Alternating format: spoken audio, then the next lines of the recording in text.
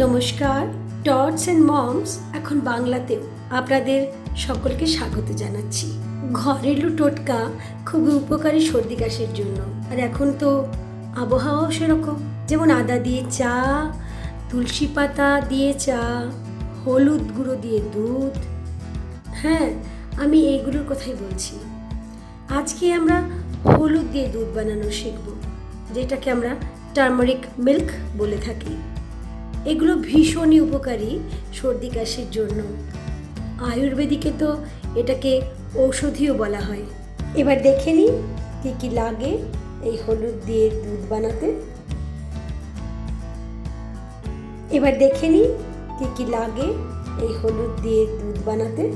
আর এটা খুব সহজে বানানো যায়। 1 কাপ দুধ,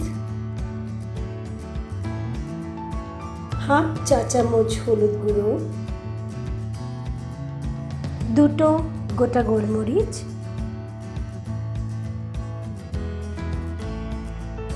ও 3 চা চামচ চিনি।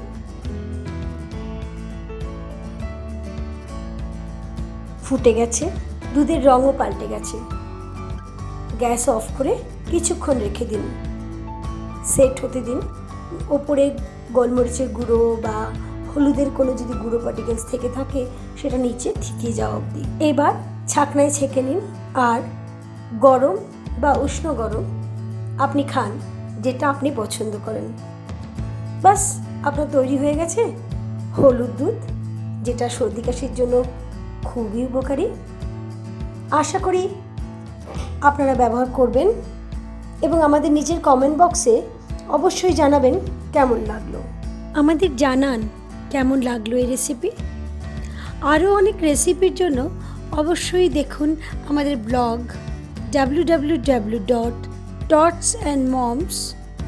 আর অর্গ্যানিক বেবি ফুডের জন্য দেখুন আমাদের অনলাইনের স্টোর shop.totsandmoms.com।